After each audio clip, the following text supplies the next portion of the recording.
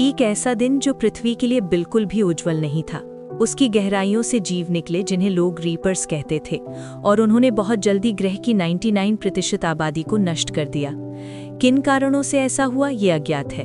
Reapers 8000 feet से अधिक ऊंचाई पर मौजूद इंसानों पर हमला नहीं करते, जिसकी वजह से कुछ देशों की आबादी का एक छोटा हिस्सा जीवित रह पाया। अमेरिका में सुरक्षित क्षेत्र कोलोराडो की रॉकी पर्वतमाला में पाए गए। यहीं लॉस्ट गल्च रेफ्यूज नामक बस्ती में हंटर नाम का एक लड़का रहता है।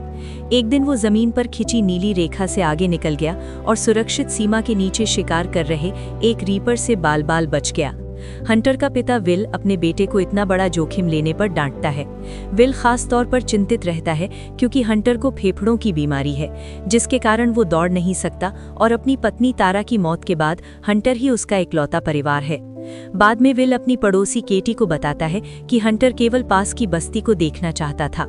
केटी को लड़के पर दया आती है क्योंकि गांव में उसका दोस्त बनने के लिए कोई और बच्चा नहीं है, और सबसे बढ़कर वो अपनी माँ को बहुत याद करता है। इसी दौरान पास के आंगन में नीना नाम की एक महिला रीपर्स को मारने का तरीका खोजने की नाकाम कोशिश कर रही होती है। वो अलग अलग धातुओं से गोलियां बनाकर उन्हें रीपर के कवच के टुकड़े पर चलाती है। विल नीना के प्रयोगों को लेकर संदेह में रहता है और अक्सर तारा को याद करता है, जो नीना के साथ जरूरी रसायन लाने के लिए एक खतरनाक मिशन पर गई थी और एक रीपर के जबड़ों में मारी गई। उसी रात हंटर को फिर से दौरा पड़ता है। विल उसे संभाल लेता है, लेकिन उसे एहसास होता है कि जरूरी दवाइयों का भंडार लगभग खत्म हो चुका है। अगले दिन विल स्थानीय दुकान से मैकरोनी खरीदता है, जो अब किसी खजाने से कम नहीं है। कीमत ज्यादा होने के बावजूद ये हंटर का जन्मदिन है और मैकरोनी उसका पसंदीदा खाना है। हंटर पूछता है कि उसके पिता अब रेडियो का इस्तेमाल क्यों नहीं करते। विल समझाता है कि बिजली एक दुर्लभ संसाधन बन चुकी है और उसे हंटर की लाइफ सपोर्ट मशीन के लिए बचाकर रखना पड़ता है। वो ये भी बताता है कि मशीन के फिल्टर भी खत्म होने वाले हैं और उन्हें बदलने के लिए उसे सुरक्षित ऊंचाई से नीचे स्थित नजदीकी शहर जाना होगा। बाद में केटी, जो तारा की करीबी दोस्त थी, विल से मिलने आती है।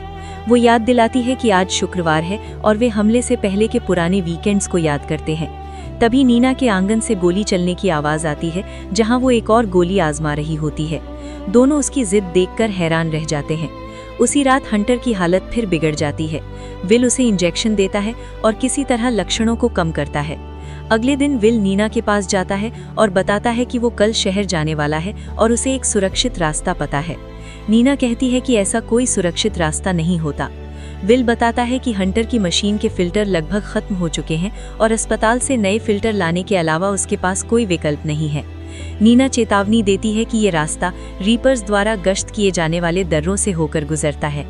तब विल अपना रहस्य बताता है कि वो पहाड़ के अंदर से गुजरने वाली एक परित्यक्त खदान का इस्तेमाल करेगा। नीना याद दिलाती है कि रीपर्स जमीन के नीचे से ही आए हैं और खदानें उनका प्राकृतिक इलाका हैं। फिर भी विल जोर देता है कि वो उस खदान को अच्छी तरह जानता है और दूरी भी कम है। वो अगले दिन मिलने का समय तय करता है, जबकि नीना साफ कह देती है कि वो साथ नहीं जाएगी। विल के जाने के बाद नीना देर तक एक समुद्री डाकू झंडे को देखती रहती है, जिसे वो तब पहाड़ों पर फहराने की कसम खा चुकी थी जब वो रीपर्स से लड़ने का तरीका खोज लेगी। अगली सुबह विल स्थानीय गनस्मिथ के पास जाता है, जो उसे एक राइफल और ग्रेनेड देता है। हथियार रीपर्स पर बहुत असरदार नहीं है, लेकिन उन्हें कुछ देर के लिए रोक सकते हैं। गनस्मिथ अपनी निजी सप्लाई से मदद करता है और विल को शुभकामनाएं देता है। केटी आ जाती है और नाराज होती है कि विल ने उसे अपनी योजना नहीं बताई। विरोध के बावजूद वो हथियार उठाती है और साथ चलने का फैसला करती है। नीना केटी का विरोध करती है और कहती है कि उसने कभी रीपर को पास से देखा भी नहीं है। नीना समूह की निश्चित मौत की भविष्यवाणी करती है।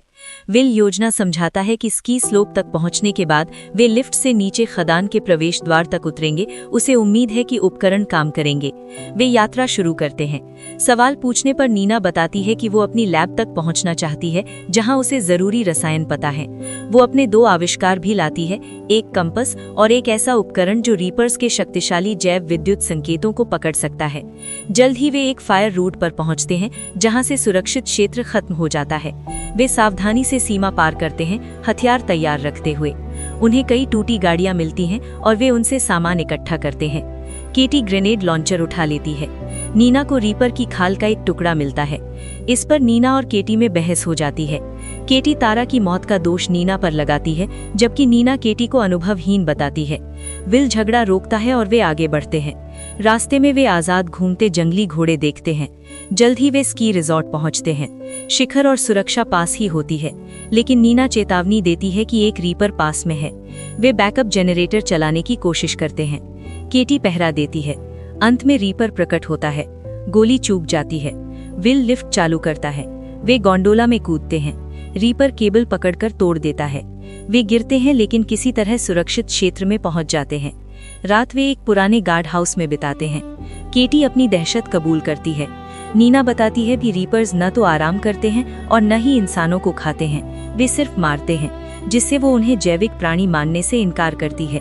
विल अपनी पत्नी तारा के साथ हुए झगड़े को याद करता है, जिसमें तारा ने नीना पर भरोसा करने को कहा था, लेकिन उसने नहीं किया। अगली सुबह विल खदान पहुंचते हैं। निचले स्तर सुरक्षित सीमा से नीचे हैं और खतरा बहुत ज्यादा है। विल कहता है कि खतरनाक हिस्सा सिर्फ 210 मीटर लंबा है, लेकिन नीना बताती है कि उसका यंत्र जमीन के नीचे काम नहीं करेगा और इंसानों की सांस से निकली कार्बन डाइऑक्साइड को रीपर्स तुरंत महसूस करते हैं। गुस्से में नीना सबसे पहले खदान में उतरती है। नीचे पहुंचने पर रास्ता वेल्ड की गई मेटल से बंद मिलता है। आगे बढ़ने का एकमात्र रास्ता और नीचे उतरना है, लेकिन ये इलाका निसंदेह बेहद खतरनाक है। सेफ जोन के बाहर विल ये घोषित करता है कि वो पीछे नहीं हटेगा। महिलाएं अनिच्छा से उसका पीछा करती हैं। वे एक सीढ़ी से नीचे उतरते हैं और विल उन्हें धीरे धीरे चलने के लिए कहता है, ताकि ज्यादा कार्बन डाइऑक्साइड बाहर ना निकले। अंतिम चरण से पहले टीम थोड़ी देर रुकती है। केटी बताती है कि आक्रमण की शुरुआत में उसका अपने बॉयफ्रेंड से झगड़ा हुआ था।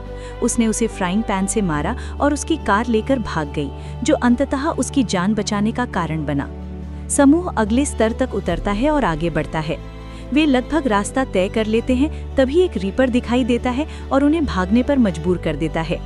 विल उस पर गोली चलाने की कोशिश करता है, लेकिन गोलियां बेअसर रहती हैं।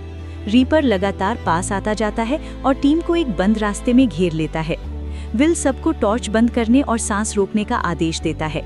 रीपर की टेंटिकल्स आसपास टटोलती हैं, उनके चेहरों के बेहद पास से गुजरती हुई।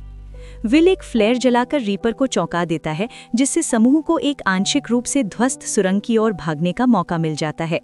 वे अंदर घुसते हैं, लेकिन केटी गलत मोड़ ले लेती है और रीपर की टेंटिकल्स में फंस जाती है। विल बेबस होकर देखता है कि केटी को खदान के और भीतर खींच लिया जाता है। इस बीच नीना एक सीढ़ी देखती है और दोनों ऊपर के स्तर पर चढ़ जाते हैं, मुश्किल से पीछा करते रीपर से बचते हुए। अंततः नीना और विल खदान से बाहर निकलकर सुरक्षित रूप से सतह पर पहुंच जाते हैं, सेफ जोन की सीमा के ऊपर। आगे बढ़ते हुए उन्हें एक लगभग सही सलामत पिकअप ट्रक मिलता है, जिसे वे यात्रा के लिए इस्तेमाल करने का फैसला करते हैं। निकलने से पहले वे एक परित्यक्त घर में रात बिताते हैं, जहां उन्हें कुछ खाने पीने का सामान मिल जाता है। रात के खाने के दौरान वे तारा और केटी को याद करते हैं। विल उन्हें खदान से ले जाने के फैसले पर पछताता है, लेकिन नीना उसे सलाह देती है कि वो अपने गुस्से को लड़ाई में बदल दे। नीना अपनी योजना बताती है। वो अपनी लैब लौटकर मैग्नीशियम लाना चाहती है। उसका सिद्धांत है कि रीपर के अभेद्य स्केल्स चुंबकीय रक्षा तंत्र बनाते हैं। वो मानती है कि मैग्नीशियम से बनी गोली उनके कवच को भेद कर अंदर आग लगा सकती है और उन्हें मार सकती है। विल गुस्से में इस सिद्धांत को अप्रमाणित बताता है और नीना को आतंकवादियों व अन्य लोगों की मौतों के लिए दोषी ठहराता है। नीना जवाब देती है कि अब वो भी वही कठिन फैसले लेने की स्थिति में है।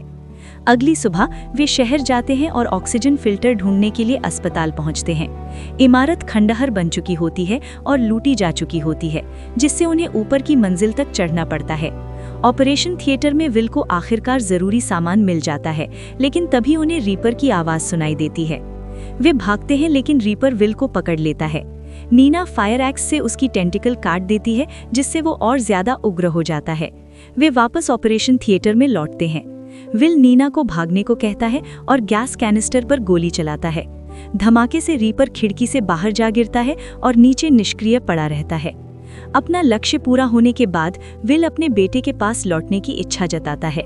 नीना उसे पहले उसकी मदद करने के लिए मनाती है, ये कहते हुए कि अगर वो विशेष गोली बना सकी तो मानवता के पास लड़ने का मौका होगा। वो वादा करती है कि वो पायरेट फ्लैग फहराएगी, ये संकेत देने के लिए कि रीपर को मारा जा सकता है, ताकि केटी और तारा की मौत बेकार न जाए। अनिच्छा से विल सहमत हो जाता है। अमेरिकी ऊर्जा विभाग में नीना की पुरानी लैब पहुंचते हैं। वो जरूरी सामग्री इकट्ठा कर गोली बनाना शुरू करती है। पहरा देते हुए विल एक तस्वीर देखता है और जानता है कि नीना का भी एक परिवार था जो आक्रमण में मारा गया। वो सिर्फ इसलिए बची क्योंकि वो उस समय काम पर थी। नीना स्वीकार करती है कि वो हर दिन खुद को दोषी ठहराती है और आखिरी बार अपने परिवार को गले न लगा पाने का पछतावा करती है। विल उसे सांत्वना देने की कोशिश करता है, लेकिन नीना कहती है कि ऐसा जीवन उसके लिए निरर्थक है। ये समझते हुए कि गोली तैयार करने में समय लगेगा, नीना विल से अपने बेटे के पास लौटने को कहती है, जो समय से जूझ रहा है। वो वादा करती है कि काम जारी रखेगी और बाद में उससे आ मिलेगी। विल पिकअप ट्रक से निकल जाता है। लैब में नीना को एक पावर सेल मिलता है, जिससे उसे मैग्नीशियम की जगह कोबाल्ट इस्तेमाल करने का विचार आता है। जैसे ही वो गोली पूरी करती है, एक रीपर उस पर हमला कर देता है। इधर विल तेजी से गाड़ी चलाता है, लेकिन टायर फट जाते हैं और ट्रक पेड़ से टकरा जाता है। वो सेफ्टी लाइन की ओर दौड़ता है, लेकिन रीपर उसे घेर लेते हैं। मरने की उम्मीद करते हुए विल गोली चलाता है, तभी एक जोरदार धमाका होता है, रीपर फट जाता है। नीना समय पर पहुंचती है और कोबाल्ट मिश्रित गोलियों से रीपर को उड़ा देती है। अवशेषों की जांच से पता चलता है कि रीपर जैविक प्राणी नहीं बल्कि उन्नत एलियन मशीनें हैं। हालांकि सेफ जोन की निश्चित ऊंचाई का कारण अब भी रहस्य बना हुआ है।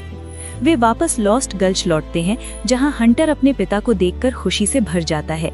नीना पायरेट फ्लैग फहराती है, जिससे आसपास की बस्तियों को संकेत मिलता है कि रीपर को मारा जा सकता है। रेडियो संचार बहाल हो जाता है और बचे हुए लोग विशेष गोलियां बनाने की जानकारी फैलाते हैं। बाद में नीना और विल शहीदों के स्मारक पर जाते हैं और केटी के नाम वाली एक गोली वहां रखते हैं। जल्द ही कोबाल्ट गोलियों से लैस शिकारी रीपरों के खिलाफ निकल पड़ते हैं। रॉकी पर्वतों में एक एक कर धमाके गूंजते हैं। पोस्ट क्रेडिट सीन में इंसानों को धीरे धीरे अपना ग्रह वापस लेते हुए दिखाया जाता है। एक रात नीना दूरबीन से तारों को देख रही होती है, तभी विल उसके पास आ जाता है। वे देखते हैं कि 3 चमकती हुई वस्तुएं पृथ्वी की कक्षा में प्रवेश कर रही हैं, संभावित सीक्वल का संकेत।